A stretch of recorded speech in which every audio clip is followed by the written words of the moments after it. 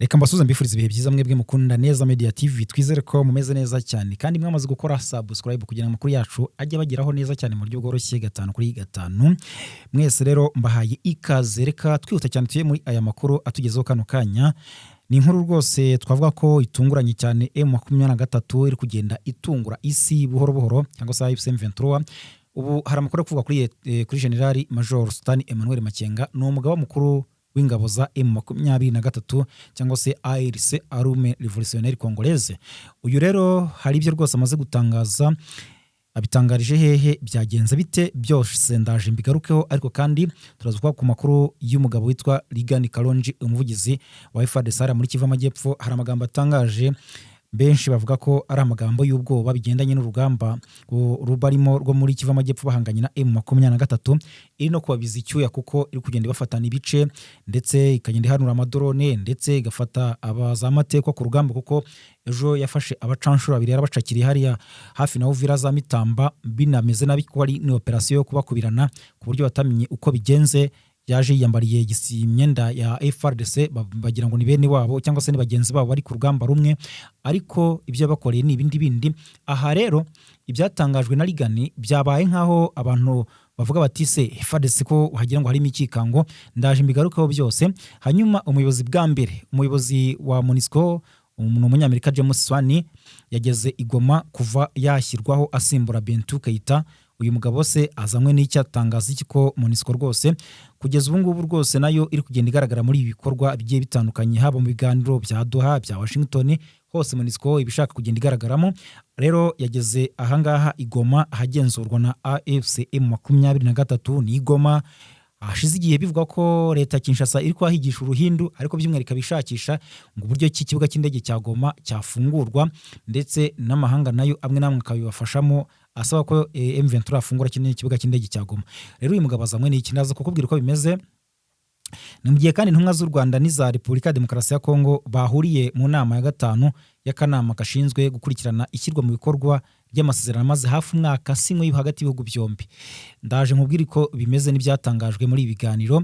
Rero byose n'andi makuru menshi ndaje nyagarukeho uko yakabaye. Nitwa Isaac Neza, reka mbahe ikaze. Reka duhere kuri iyi nkuru. Umugaba mukuru w'ingabo za AFC M23 General Major Sultan Emmanuel Makenga yageze ahantu bita i Kanombe. Ubundi ni kuri wa kane nibwo yarayoboye umuhango ukomeye wo gusoza amahugurwa y'abayobozi mu nzego za politiki n'ubuyobozi bw'ibanze yateguwe na AFC M23 mu rwego rwo gukomeza gahunda yo kuvugurura no kongera kubaka inzego za leta. Urumva ko bo bifitiye gahunda kugenda bubaka inzego buhoro buhoro, ntabwo ibi gahunda zo kuva barekura ibice bafashe rwose ukurikije uko bimeze nta bihari. Kuko niba bari gushyiraho inzego z'ubuyobozi, bagatanga amahugurwa, bagashyiraho polisi, bagashyiraho icyitwa local defense, bagashyira ahantu umuriro w'amashanyarazi aho utari, bakubaka imihanda, bakubaka amavuriro, urambwira ngo abantu bafite gahunda yo kuba barekura ibyo bice nk'uko leta ya Kinshasa yo ikomeza gukubita urutoki ku rundi ivuga ko ishakisha ibiryo ibice byose AFC M23 yafashe ngo yabirekura. Rero rwose ntabwo wavuga ko ibi bihari. Rero nk'uko byatangajwe n'umuvugizi w'uyu mutwe ni Lawrence Kanyuka, ni wivugira mu bya politiki, aya mahugurwa General Makenga yasozaga ari mu murongo udasubirwaho ugamije gushyiraho ubuyobozi bushya mu bice bigenzurwa na AFC M23, ahanini bushingiye ku miyoborere myiza, gukora neza no gukorera abaturage zikaba intego z'ibanze. Rero uyu muhango witabiriwe n'abandi bayobozi bakomakomeye batandukanye, haba abayobozi mu bya politiki, mu bya gisirikare, polisi ndetse n'izindi nzego zitandukanye ziganjemo nyine izikorera aha M23 igenzura. Rero umunyamabanga uhoraho wa AFC M23 nawe yari yitabiriye uyu muhango, akaba ari Benjamin Mbonimpa. Hazamo guverineri w'intara Kivu y'Amajyaruguru washyizweho na AFC M23 yitwa Bahati Musanga Erasto, nawe yitabiriye uyu muhango. Bose ko bakabaye bagendaga batanga ibiganiro birimo ubutumwa bugaragariza abaturage yuko umutekano ugomba gusigasirwa bikaba ibyibanze, kandi ko ibikorwa byabo bya buri munsi bigomba kurangwa no guharanira iterambere, guharanira isuku n'ibindi bigaragaza ko hagomba kuba impinduka bitandukanye n'igihe hagenzurwaga na leta ya Kinshasa ya Kisekedi, kugira ngo nibura leta nayo ibone ko hari itandukaniro koko. Rero abahuguwe ni abantu bagera muri 395 bongerewe ubumenyi mu miyoborere, ubuyobozi no gucunga neza ibijyanye n'imirimo ya leta. Rero General Makenga mu ijambo rye cyangwa se mu butumwa yatangiye aho ngaho i Kanombe yasabye abahawe impamyabumenyi gushyira mu bikorwa ako kanya ibyo bigishijwe, ababikora bakabikora mu nyungu z'abaturage gusa. Agaragaza ko bariya abayobozi ari bo shingiro ryo kwibohora nyako no kubaka Repubulika ya Demokarasi ya Kongo irambye kandi itekanye. Ati rwose ntabwo hagikenewe amasezerano, ahubwo hakenewe ibikorwa bifatika bigamije inyungu z'abaturage gusa. Abitabiriye rero aya mahugurwa ni amahugurwa aberega mu kigo cya Kanombe muri teritwari ya Rucuru, bagaragaje ubushake bwo gushyira mu bikorwa ibyo bize, bibanda ku gukorera abaturage, gukorera mu mucyo ndetse no kurwanya imigirire mibi. Rero umuyobozi wa MONUSCO umunyamerika James Swan n'andi makuru avuga ko uyu muyobozi rwose nawe yamaze kugera mu mujyi wa Goma, ni umurwa mukuru w'intara Kivu y'Amajyaruguru ugenzurwa na AFCM 23. Rero yahageze ku kibuga cy'indege mpuzamahanga cya Goma mu gitondo cya kare cy'uyu munsi, nk'uko byatangajwe n'ibitangazamakuru bitandukanye na Kivu Morning Post. Yageze ari Goma nyuma yo kunyura i Beni na Bunia, niho yabanje kunyura mu rwego rw'urugendo rwe rwa mbere mu burasirazuba bwa Repubulika ya Demokarasi ya Kongo kuva yashyirwaho nk'intumwa ya nshya idasanzwe y'umunyamabanga mukuru w'umuryango w'abibumbye muri Kongo muri Werurwe, asimbuye Bintu Keita. Ubutumwa rero bw'umuryango w'abibumbye muri Repubulika ya Demokarasi ya Kongo bashyize ku rubuga rwa X rwahoze ari Twitter, banditse ko ingendo za James Swan mu burasirazuba bwa Kongo zigamije gushyigikira ihagarikwa ry'imirwano, kurinda abaturage no gushyigikira ibikorwa byo gushaka amahoro bikomeje. Rero urumva ko yamaze kugera aho ngaho, ariko kandi abaturage babo bakavuga ko mu gihe cyose MONUSCO imaze muri Repubulika ya Demokarasi ya Kongo mu myaka 20 irenga, umutekano ahubwo kuva MONUSCO yaza warushaho kugenda uzamba, kuko batangaza ko ahangaha MONUSCO hageze hari imitwe, kuko mu byaje kurwanya kandi harimo n'imitwe itwara gisirikare ibangamira abaturage, ariko kuva bageze hari imitwe iri muri 30, ubu ngubu irarenga 200 nk'uko bitangazwa, cyangwa se nk'uko namwe ushobora kujya ku mbuga nkoranyambaga mukabishakisha. Murabona yuko mu burasirazuba bwa Kongo honyine kandi hari imitwe irenga 200 itwara gisirikare, imyinshi ikaba ikomeza kugenda izambye ibikorwa by'abaturage ndetse inabica nabi nk'uko mukomeza kugenda mubibona. Aha rero intumwa iyo rwose ya MONUSCO ikaba yageze hano, gusa nta kiratangazwa nyirizina mu butumwa yaba yatanze. Andi makuru akagaragaza ko rwose intumwa z'u Rwanda n'iza Repubulika ya Demokarasi ya Kongo zahuriye mu nama ya 5 y'akanama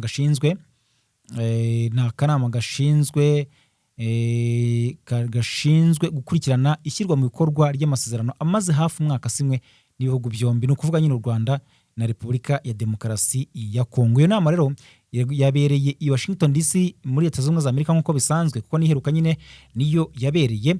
Yanitabiriwe rero na Leta Zunze Ubumwe za Amerika, birumvikana yitabirwa na Katari ndetse yitabirwa na Togo nk'umuhuza mu izina ry'umuryango wa Afurika yunze ubumwe AU, ndetse no mu rwego rw'umuryango ushinzwe ibikorwa bya buri munsi. Itangazo rihuriyeho ryasohowe n'impande zitabiriye iyi nama rivuga ko yasize habaye ishimangira gukomeza inzira y'amahoro no kugabanya umwuka mubi hagati y'impande zombi, u Rwanda na Repubulika ya Demokarasi ya Kongo. Bakavuga ko abitabiriye iyi nama baganiriye ku ntambwe imaze guterwa kuva mu nama ziheruka zabaye muri Werurwe 2026, aho impande zombi zatanze raporo ku bikorwa byakozwe mu kugabanya ubushyamirane no kuzamura umutekano w'ubutaka. Bakagira bati impande zombi zagaragaje ubushake bwo gukomeza gushyira mu bikorwa amasezerano no kugabanya umwuka mubi hagati yazo hagamijwe amahoro arambye. Rero Katari mu bihugu bifasha mu biganiro yatanze amakuru ku mishyikirano iri gukorwa hagati ya Repubulika ya Demokarasi ya Kongo n'umutwe wa AFCM 23, abagize akanama gashinzwe gukurikirana ishyirwa mu bikorwa ry'amasezerano ya Washington. Rero bakaba ngo bashimiye uwo muhate, banashimira Ubusuwisi bwakiriye ibiganiro biheruka, kuko nyine byari bisanzwe bibera iduha muri Katari, ariko muri iyi minsi hari kubera umuriro w'amasasu cyangwa se imirwano, intambara ihanganishije Israel na Irani iragenda rwose ikagira n'ingaruka mu bihugu byo mu burasirazuba bwo hagati harimo nyine na Katari, bityo kwa habera ibiganiro bikaba byagorana.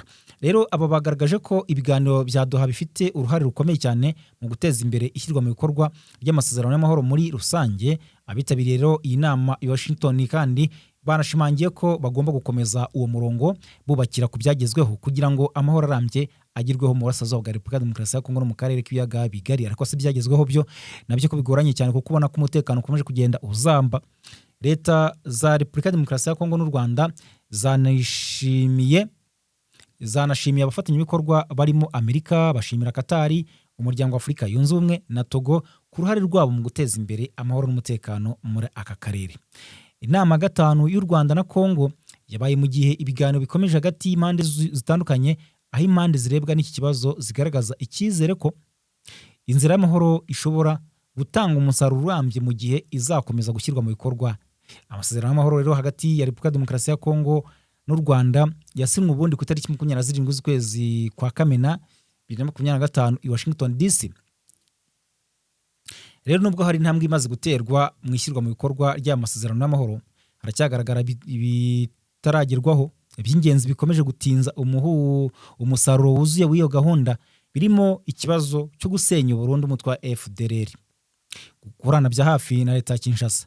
U Rwanda rukaba rwarakomeje kugaragaza ko izo nyeshyamba cyangwa se umutwe w'iterabwoba uteje ikibazo gikomeye ku mutekano warwo, bityo ko gukuraho ingamba zarwo z'ubwirinzi nk'uko rubisabwa n'amasezerano ya Washington bidashoboka mu gihe uriya mutwe utarasenywa kandi ugikorana n'ubutegetsi bwa Kinshasa. Andi makuru aravuga ko intumwa z'u Rwanda n'iza Repubulika Demokarasi ya Kongo zahuriye mu nama ya gatanu y'akanama gashinzwe gukurikirana ishyirwa mu bikorwa ry'amasezerano amaze hafi umwaka asinywe hagati y'ibihugu byombi, u Rwanda nyine na Repubulika Demokarasi ya Kongo. Iyo nama rero ikaba n'ubundi yabereye i Washington DC nk'uko bisanzwe. Yitabiriwe rero na Leta Zunze Ubumwe za Amerika, birumvikana nyine yitabirwa na Katari, hazamo Togo nk'umuhuza mu izina ry'umuryango wa Afurika yunze ubumwe, ndetse urwego rw'uwo muryango rushinzwe ibikorwa bya buri munsi. Aba nibo bibanze bitabiriye bino biganiro. Itangazo rihuriweho rero ryasohowe n'impande zitabiriye iyi nama rivuga ko yasize habaye ishimangira gukomeza inzira y'amahoro no kugabanya umwuka mubi hagati y'impande zombi. Bavuze ko rero abitabiriye iyi nama baganiriye ku ntambwe imaze guterwa kuva mu nama ziheruka zabaye muri Werurwe 2026, aho impande zombi n'ubundi zatanze raporo ku bikorwa byakozwe mu kugabanya ubushyamirane no kuzamura umutekano ku butaka. Iri tangazo rikomeza rigira riti impande zombi zagaragaje ubushake bwo gukomeza gushyira mu bikorwa amasezerano no kugabanya umwuka mubi hagati yazo hagamijwe amahoro arambye.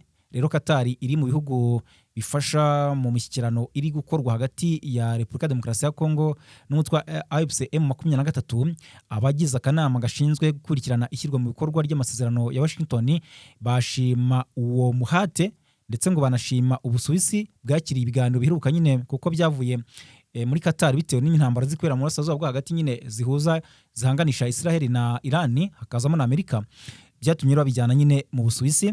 Rero Katari bakaba bafite uruhare mu guteza imbere ishyirwa mu bikorwa ry'amasezerano y'amahoro muri rusange nk'uko iri tangazo ribigaragaza. Abitabiriye inama rero y'i Washington kandi bongeye gushimangira ko bagomba gukomeza uwo murongo bubakira ku byagezweho kugira ngo amahoro arambye agerweho mu burasirazuba bwa Repubulika Demokarasi ya Kongo no mu karere k'ibiyaga bigari.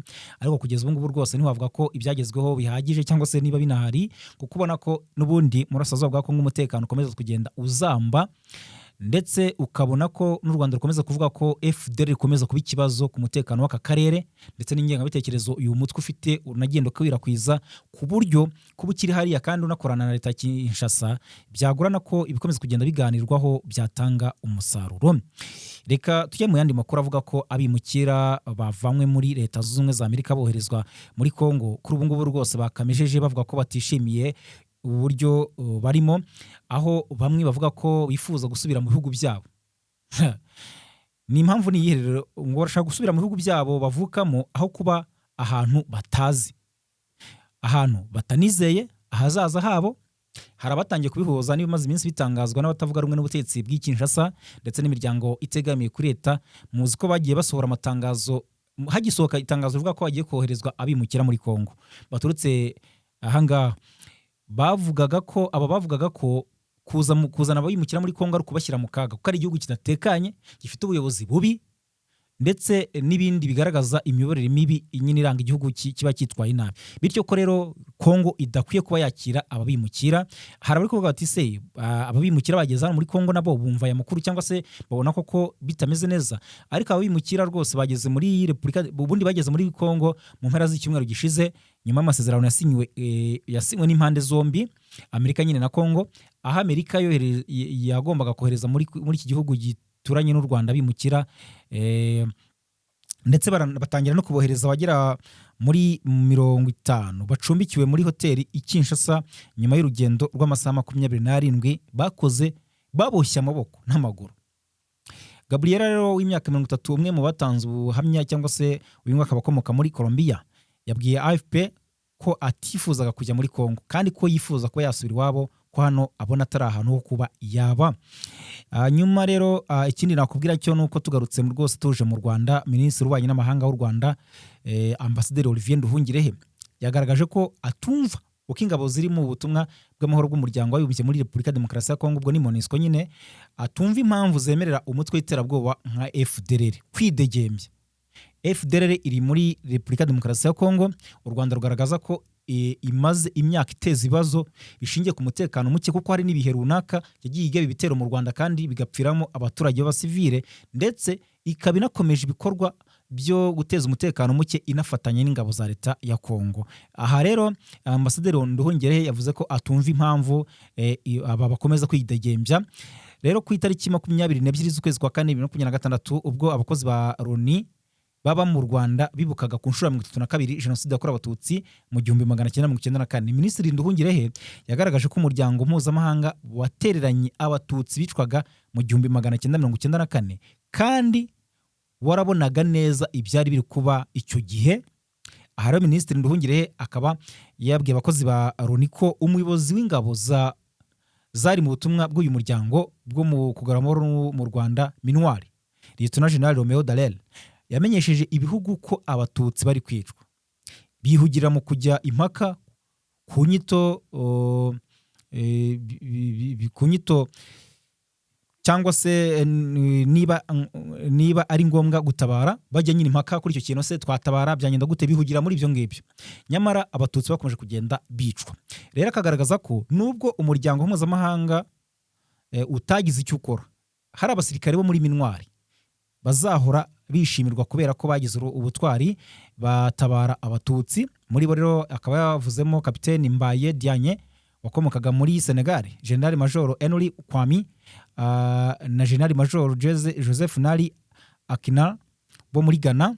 Minisitiri Nduhungirehe rero akaba yavuze ko nyuma y'imyaka 32 jenoside ibaye hakigaragara abantu bayihakana bakanayipfobya, kandi ko abayigizemo uruhare barimo abahoze mu ngabo za leta za Exfal n'interahamwe bahungiye mu cyahoze ari Zaire, barema umutwe w'iterabwoba wa FDLR uyikorera n'ubu ugikorerayo mu bwisanzure widegembya. Agasobanura ko rero nyuma yo kwakirwa na leta ya Zaire ntibambura intwaro ndetse kanabashyira hafi y'u Rwanda, yavuga izi nterahamwe muri Werurwe ku itariki 18 Werurwe mu 1997 bica bamwe mu banyeshuri baho mu ishuri ry'Inyange nyine mu burengerazuba bw'u Rwanda, bica abanyeshuri baho bamwe ndetse basaba abo banyeshuri kwitandukanya, abahutu bakitandukanya n'abatutsi. Hanyuma abanyeshuri bakabyanga basubiza ko bose ari abanyarwanda. Ibyo rero bikaba byarakozwe bigizwemo uruhare n'abo ngabo baje baturutse muri Kongo, bari interahamwe n'ubu ngubu nyine bakoze umutwe wa FDLR. Akavuga ko abo ngabo bakomeje guteza ikibazo kandi ko MONUSCO ibibona kandi kabirebera igakomeza kubaha urugari bakidegembya. Rero nguko uko ibintu biteye. Ibihugu byo muri Afurika y'Iburasirazuba biri kuganira ku mushinga uhuriyeho wo kubaka uruganda rutunganya ibikomoka kuri peteroli rumeze nka Dangote Petroleum Refinery y'umunyemari ariko Dangote wo muri Nigeria. Rero byatangajwe na Perezida wa Kenya William Ruto, rwose wavuze ko uru ruganda rwazubakwa muri Tanzania ku cyambu cya Tanga. yari mu nama yabereye i Nairobi igamije gutera inkunga imishinga y'ibikorwa remezo n'umushinga uri gutekerezwa mu gihe ibikomoka kuri peteroli bikomeje kugenda bitumbagira rwose bigizwemo uruhare n'umuhora wa Hormuz wafunzwe kubera intambara ikomeje guca ibintu ihanganishije Israel ndetse na Iran na Amerika. Nguko rero ko ibintu byifashe rwose, reka mbasabe gukora subscribe, gukanda like, gukanda share, mukomeze kugira ibihe byiza mukurikira amakuru ya Inkuru Mpamo TV.